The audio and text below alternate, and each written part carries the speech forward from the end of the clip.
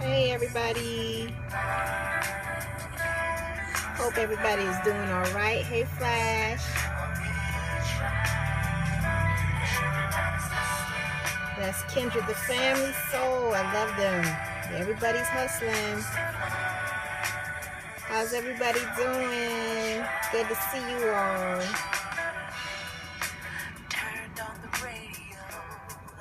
I love this song. What's up, Anitras? So good to see y'all. I had to play that music doing the Black Biz Scope Challenge. I started a day late. If you didn't see my replay from the day one that I did today, that was supposed to be done yesterday, I did it today. And my daddy actually joined me on my Periscope. He joined me shotgun, just came on in the van. I'm like, oh, all right. Well, this is a very special edition of Get Your Girl Scope. But this is day 2, and what's going on? If you don't have the background, first let me start by telling you I am Erica Alcox, also known as Geechee Girl, and based out of Charleston, South Carolina. I am a part of Black Biz Scope, where small businesses that are Black owned share about their businesses, and we also support each other. That's the key point. We don't just share our business, but we also share each other's businesses. It's that support. That's the difference between the basic networking. And we've been doing a 14 day, I'm talking about we've been doing like I was on time. I was all late, child. I went to homecoming this weekend, boo-boo. I wasn't paying attention to nothing that wasn't SC State related, but came back to reality and saw that they had been doing the challenge. So day 1 was who am I? So I told you who I'm is. And then today is my motivation. And as you can see in the caption, I put that I have a controversial answer. So, you know, over the past 4 or 5 years, I have been sharing my walk, my faith walk, my journey from leaving direct deposit to if I don't work, I don't eat. And that in itself is a different mindset. It's a whole different language when you're an entrepreneur and you're building something from the ground up and you don't have that automatic deposit into your bank account. You know how some people have sick days and they can take PTO and all of this stuff like that. I ain't got that no more. I don't have, you know, all of the perks and benefits that a person may have, you know, as an employee. But as an entrepreneur, you're literally building from the ground up. I wouldn't change it for the world. Wouldn't change it for the world, not at all. But it's difficult. So you always have to have what I tend to do. If you're friends with me on social media, you know that I share a lot on my social media pages. And I do it for several reasons. I do it, first of all, because I don't want to hold stuff in. I want to be able to let it out and to let people understand that, you know, they're not alone if they're feeling the same way. So like they say, turning your pain into purpose. You know how people can lay up in a house and they don't contribute to the bills or nothing at all? You're like, you're going to have to make yourself useful. Well, that's what I do to my struggles and my tough times. I make it useful. And I let it understand that it does not have control of me. I have control of it. So when I do that, it shares my story, as well as it allows me to empathize with people who I don't even know I'm empathizing with until, for example, this weekend I had some deep conversations. You know, when you go into homecoming, you're thinking you're just going to see, you know, all your good friends and you're embracing, you're partying, you're having a good time, you're reminiscing, you're letting your hair down. Yeah, I let mine all the way down, but you know, having a good time. But some of the embraces that I got turned into conversations while embracing me and letting me know how much they were impacted by what I said or what I shared. And so that in itself let me know that I'm on the right track. Not that I need validation, but sometimes what we call in the classroom checking for understanding, making sure that what we're doing is impactful. So along the way, over these past almost 4 years, you know, I've learned a lot, saying that in the beginning, when you were on social media and people would like your statuses, and before you know it, you got 25 likes, you got 50 likes, and oh child, the first time I hit triple digits on something with likes, I thought I was doing it. But then when I realized it was time to pay a phone bill and I couldn't cash them likes in, that put it into perspective. Into perspective for me a lot. Because even though you want to give of yourself and you want to uplift people and you want to motivate them, and that's what motivated me at that time, it wasn't realistic when it comes to the business world or being able to progress and sustain yourself. And I've gone, everybody's got their story, but this is my story. This is my story because this is my scope. But there are a lot of times where my stomach growled and I wish I could have turned some of those likes into a meal. Okay?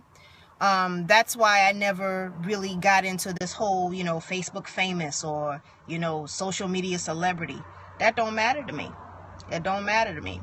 So, it's amazing how, for example, some people will do whatever they can to make you feel as if though they're involved with something, and some of them are genuine and some of them are just playing the role. And when you look to see, you don't have anything to show for it. And anybody that knows me well that I don't do things for the reward.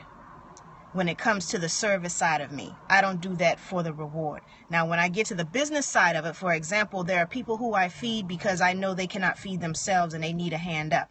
And then there are people who I feed because I know it's good business because they will advertise for me. So it's a double-edged sword where people almost felt as if though, because you're a nonprofit and you do community service, that's all you can do. You can never charge for anything. You can never do this. You can never do that.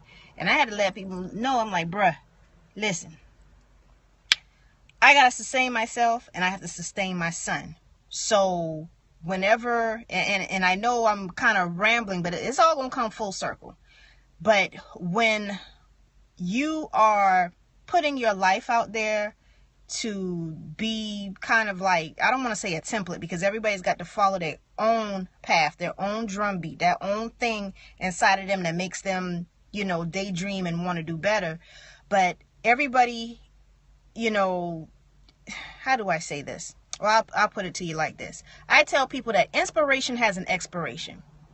I used to validate myself because somebody would come on a post or send an email and say, I'm so proud of you. You inspire me to do this. You inspire me, or point blank, you inspire me. And that would be it. And I thought I was doing something by inspiring people. But then I noticed, I'm like, okay, I inspire you to do what? What are you doing? I inspire you to feel good and that's it? It's a wrap? No, if I'm inspiring you, I want you to take what I considered pain at first and use it as material to inspire you to do something. That's like you taking and digging and you climb to the highest mountain to go find the most beautiful roll of quarters and you give it to someone and say, here, take this, make it do, and they throw it in the bottom of their bag and then never do anything with it. I don't know why in the world I said most beautiful roll of quarters. I think probably because I got to do laundry or whatever. But you understand what I'm saying? It's like when you go above and beyond to find that extraordinary thing for someone, and when they get it, you're just in all hopes that they're going to be elated about it and really make it work, and they let it collect dust. So this leads to my controversial answer about motivation. When you saw me open up the screen before, I had it on the definition here of motivation. The first one being the reason or reasons one has for acting or behaving in a particular way. Then the second one has the general desire or willingness of someone to do something. And I love that those two definitions are on that same word, because this is my thing. Before, what motivated me was to be an example to others, whether it be my family, whether it be my son. Lord knows I love all of them with all of my heart. However, even though they are part of my reason, if something, God forbid, was to happen to them, then what's going to keep me going? And I think that's going to click for a lot of people right now. That second definition is that willingness inside. That's my answer. I am my motivation to keep going, because when it's all said and done, all we have is our Creator and ourselves. And they always say, put the mask on yourself first and then help somebody else. And it took me so long to determine that I was even worthy of being first on my own list. Well, second after being in tune with God. Being in tune with myself and telling myself it is absolutely okay to be top of the priority list, and then everybody else falls in line. Because I can't do anything for my son if I'm not right. Now, with the typical things, I've heard people say, I made sure they ate before I ate. That makes sense. I'm going to make sure he eats before I eat. Now, he picky now, and sometimes he don't be wanting to eat. I'm like, all right, if you hungry, you'll eat, and I go to eat. But you understand what I'm saying. I am my motivation because I have finally embraced the fact that I am worthy of being my reason why I go so hard. I deserve it. I'm worthy of it. I am capable of achieving it, and I'm capable of enjoying it. I'm worthy. You're worthy. So that's why I say it's controversial, because a lot of people are going to say, oh, my son motivates me, my children motivates me, my family, my ancestors, my community. And that's fine and well. Those are our reasons. Those are our reasons, kind of like our supportive, supporting, actor or actresses when they have the main character. You're the main character in your movie. You have to be. Because if you're absent from your story, then you letting everybody else tell your story. I mean to get deep on y'all on a Monday. I mean, it is a Mindset Monday. Even after a homecoming, I had some fun this weekend. I can't believe I'm talking intelligently the way I got down this weekend. I mean, I ain't do nothing illegal, but I just let loose and really had a good time, and I'm very exhausted. But when I have these things that have always been on my mind, I always love to share and get people to understand. Stop looking for purposes and inspiration outside of yourself, because you got so much. I think we got so much baggage and dirt that we haven't forgiven ourselves for, that we don't even want to look inside of ourselves past those things to get to the good stuff, because we got it in there. We got a whole lot of it in there. So my answer to the day 2 of Black Biz Scope Challenge, I am my motivation. I am my motivation. And I motivate myself to be able to inspire everyone else around me to find themselves as their motivation, because we're all worthy. We're all worthy of it.